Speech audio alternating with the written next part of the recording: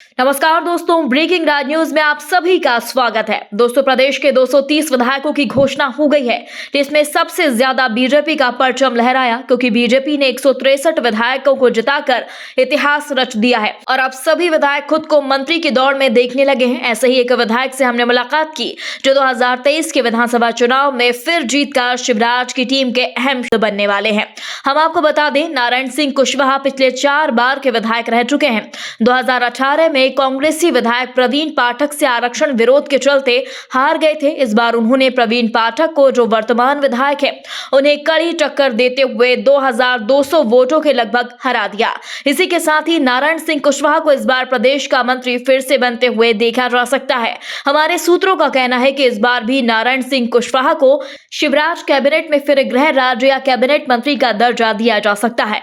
3 दिसंबर को चुनाव आयोग ने सभी नवनिर्वाचित विधायकों को विधायक घोषित कर नई विधानसभा 2023 का ऐलान कर दिया है। दोस्तों, आज हमारी टीम ने बीजेपी के नवनियुक्त विधायक नारायण सिंह कुशवाहा को, जो जल्द ही कैबिनेट मंत्री बन सकते हैं, उनसे चर्चा की और उनके विधायक बनने पर उन्हें चैनल के साथ समाज सेवी संस्था अनुपमा राज दंडोतिया वेलफेयर फाउंडेशन परिवार की ओर से शुभकामनाएं दी और मतदान के समय जनता मतदाता से किए गए वायदों और इरादों पर चर्चा की। साथ ही ग्वालियर दक्षिण में संस्था के द्वारा खोले जा रहे digital smart Hindi English medium private school के लिए जगह और स्कूल संचालन सहयोग करने की बातचीत की। आइए आपको बीजेपी के नव निर्वाचित विधायक और होने वाले मंत्री से मिलवाते हैं। नमस्कार दोस्तों, हम मध्य प्रदेश के 230 विधानसभा चुनाव का परिणाम आपने देखा। ऐतिहासिक बीजेपी की जीत देखी। अब ग्वालियर दक्षिण के जो बीजेपी के प्रत्याशी हैं और वर्तमान में आप सभी के साथ में देख रहे हैं कि ये मंत्री भी बनने वाले हैं, क्योंकि पहले भी 2 बार ये मध्य प्रदेश के गृह राज्य मंत्री का पद पर रहे हैं। तो आज उनसे चर्चा करते हैं कि वो जनता के लिए क्या सोच के लेके आए हैं, क्योंकि वादे और इरादे में काफी अंतर होता है। हर बार विधायक, मंत्री और नेता वायदे करते हैं, मगर इरादे नेक होना चाहिए। तो उनके इरादे क्या हैं? अपने इरादे नेक हैं। जनसेवा के इरादे पहले से रहे हैं। राजनीति एक माध्यम है, जनसेवा का जुनून बचपन से है और करते रहे हैं और आगे भी करेंगे। अच्छा, एक चीज बताइए, मुख्यमंत्री के रूप में आप कैसे देखते हैं ऐतिहासिक जीत 2003, 2013 और 2018 का जो रिकॉर्ड टूटा है? भारतीय जनता पार्टी में मुख्यमंत्री केंद्रीय नेतृत्व के वरिष्ठ नेता तय करते हैं जो है, क्योंकि ये कार्यकर्ताओं पर आधारित पार्टी है। ये परिवारवाद की पार्टी नहीं है जो है, और वो सभी लोग, सभी कार्यकर्ता उस चीज को मानते हैं। तो आप देख रहे हैं कि एक नन्हा सा बीजेपी का कार्यकर्ता है और मंत्री जी का, विधायक जी का खुद कहना है कि काफी मेहनत की है। क्योंकि मंत्री जी, मैं इसलिए कह रहा हूं कि चौथी बार जो हैट्रिक, जो टेट्रिक बोलते हैं, मगर पांचवी बार नारायण सिंह कुशवाहा जी यहाँ से विधायक बने और मंत्री में पहला नंबर उन्हीं का है, क्योंकि भारत सिंह कुशवाहा इस बार अपनी सीट नहीं बचा पाए हैं। तो एक नन्हा सा जो उनका सेवक है, उससे क्या नाम है बेटा आपका? मोनिश जी। अब क्या लगते हैं आपके नेताजी? नेताजी लगते हैं। नेताजी, तो आपने क्या प्रचार किया, कैसे किया? मैंने इनका प्रचार किया है। कैसे वोट मांगे आपने? मैंने वो वोट मांगे हैं पूरे सजदे में जाकर आंटी जी कमल के फूल पे मोल लगाना है, ऐसे वोट मांगे जी। तो आप देख रहे हैं कि कैसे नन्हे बालक जिस पार्टी में और जिस प्रत्याशी के साथ में उनकी जीत निश्चित है। फिर चलते हैं नारायण सिंह, उनसे पूछते हैं कि अब वो अपने क्षेत्र की जनता की सेवा कैसे करेंगे, क्योंकि जनसेवा की उन्होंने बात की कि बचपन से उनके अरमान थे कि मैं जनसेवा करूंगा। तो अभी क्या देने चाह रहे हैं? और 5 साल में जो विकास के काम अधूरे रहे हैं, क्योंकि ये 5 साल में ये विधानसभा अछूती रही है विकास से, तो उन्हें लाइन पे लाने का काम और नए ज्वलन समस्याओं के जो काम आएंगे विकास या अन्य तरीके के, वो भी पहले प्राथमिकता से निपटाए जाएंगे जो है। सरकार की जन कल्याणकारी योजनाओं के लाभ पात्र सभी हितग्राहियों को मिलें, इसकी पहल हमारी रहेगी।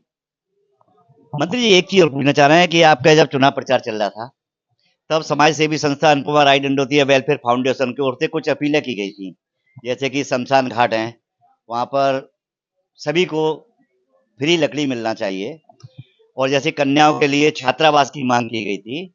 तो कांग्रेस भी उस बात को संसद में भी उठा दिया है, क्योंकि जो विधायक है कांग्रेस के, वो महापौरपति, उनने भी इस बात को संसद में रख दिया है। तो आप इस पर क्या कहना चाहेंगे?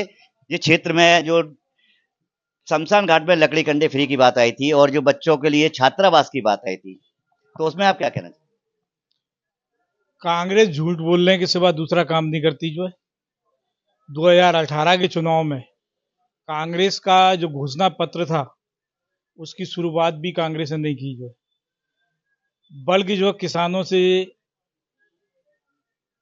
2 लाख का जो कर्ज वसूली का, कर्ज माफी का जो काम उनने घोषणा पत्र में था, बेरोजगार युवाओं के लिए भत्ता देने का काम था, ये कुछ नहीं किया। बाद बाकी किया ये कि उन्होंने लाडली लक्ष्मी योजना बंद की, मुख्यमंत्री कन्यादान योजना बंद की, संबल योजना बंद की, और छात्र छात्राओं के जो छात्रवृत्ति मिलती है बच्चों की, वो बंद की। ये बहुत सी योजना उनने बंद की जो है। तो कांग्रेस तो केवल जो है झूठ का पुलंदा लेकर के मुगालतेबाजी ये चुनाव के समय में करती है। अच्छा विधायक जी, एक चीज और पूछना चाहते हैं कि आप इस अपने क्षेत्र में, विधानसभा क्षेत्र में, अपने विधानसभा के जो मतदाता हैं, जनमानस है, उनके लिए कोई शिक्षा के क्षेत्र में पहल करना चाहते हैं? हमने बहुत ज़्यादा पहले से ही शुरुआत से मेरे विधानसभा में जितने विद्यालय हैं, किसी ना किसी विद्यालय में कोई ना कोई काम हमारी विधायक निधि के द्वारा मध्य प्रदेश शासन की योजना के तहत काम हुए हैं। बहुत से काम कराए हैं, ऐसा कोई अछूत विद्यालय बाकी नहीं रहा।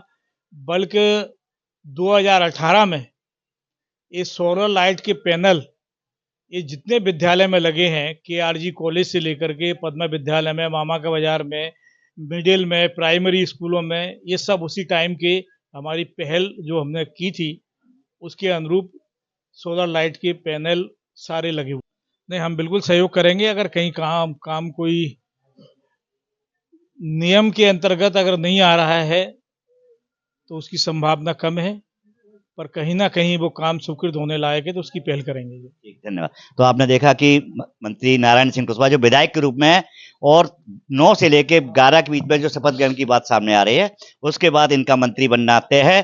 तो ब्रेकिंग राज न्यूज परिवार भी उनको अग्रिम बधाई और शुभकामनाएं देता है विधायक बनने के लिए और मंत्री बनने के लिए। दोस्तों, हमारी टीम ने बीजेपी विधायक से चर्चा की तो उनका कहना था कि उनके क्षेत्र की जनता को बधाई, जिन्होंने उन्हें वोट देकर विधायक बनाया। समाज सेवी संस्था अनुपमा राज दंडोतिया वेलफेयर फाउंडेशन और संस्था के सचिव एडवोकेट अनुपमा दंडोतिया के लिए सहयोग करने पर भी उन्होंने आभार माना। दोस्तों, आपको ये खबर कैसी लगी कमेंट बॉक्स में हमें जल्दी बताएं। यदि आपने अभी तक हमारे चैनल को सब्सक्राइब नहीं किया तो प्लीज बेल आइकन दबाकर अभी हमारे चैनल को सब्सक्राइब करें। खबर अच्छी लगने पर लाइक शेयर करना बिल्कुल ना भूलें।